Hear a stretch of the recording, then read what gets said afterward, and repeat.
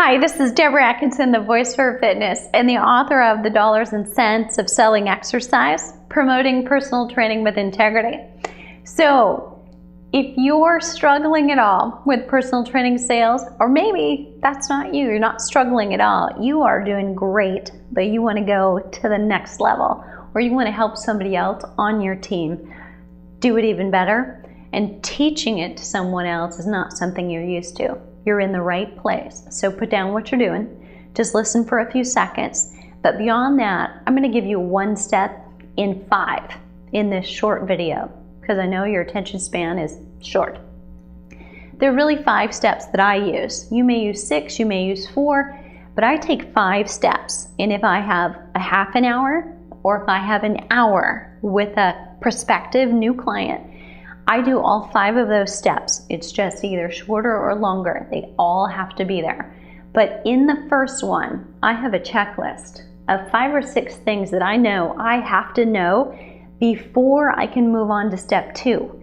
Because if I don't have this information and I move to step 2 and then I try to move down the line, I'm gonna be missing information that will get me to step 5, which is actually asking for the sale. Proposing the plan to them and asking for the sale.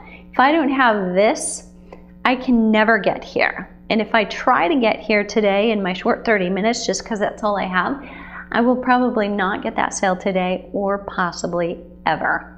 I will give them a great excuse to go to the competition. So you need some kind of a system with steps.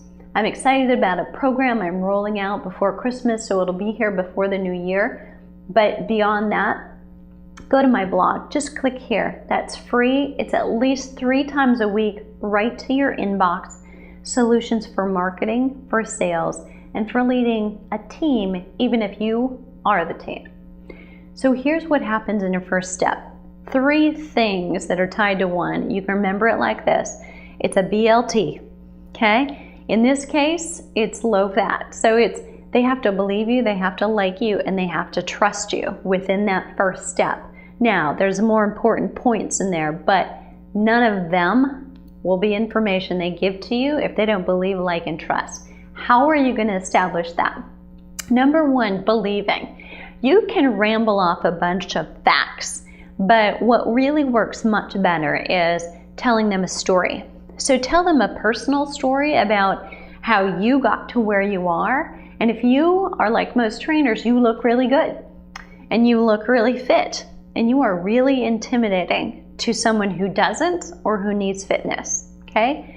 So try to relay a story that tells about a time when you struggled, tells about your vulnerable side, tells about issues that you have or self-confidence issues you have. But don't complain about your belly if you're wearing a size 4 and the person across from you is in a size 14, okay? So make it something that they can relate to as far as emotions.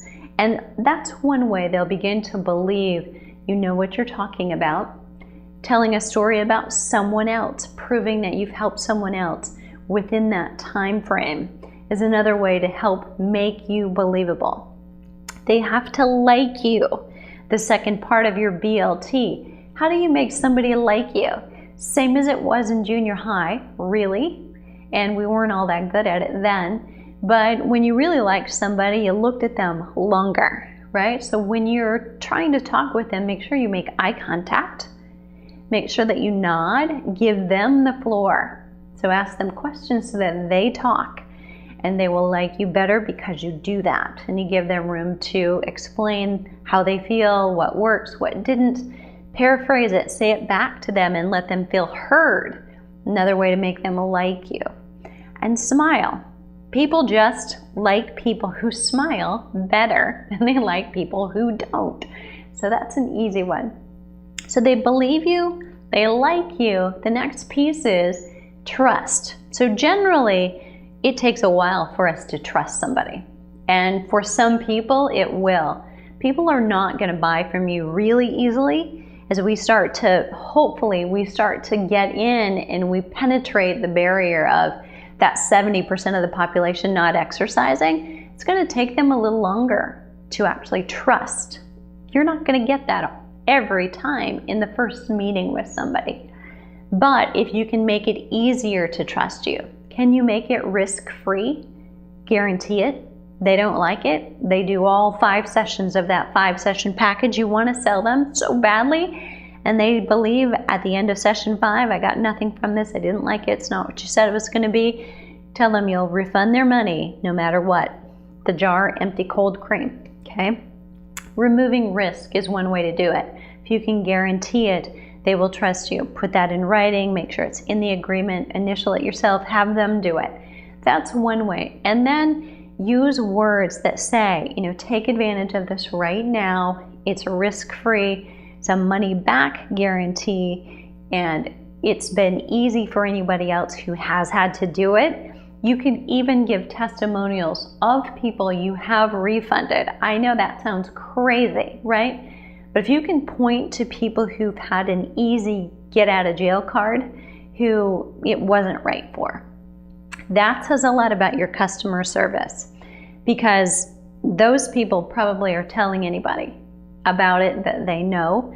And if someone is interested and is a good fit for you, they're going to find out and come to you.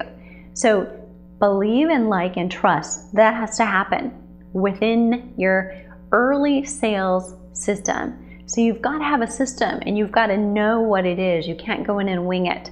You can't go in and say, well, I think I do this automatically. I'm just a good people person.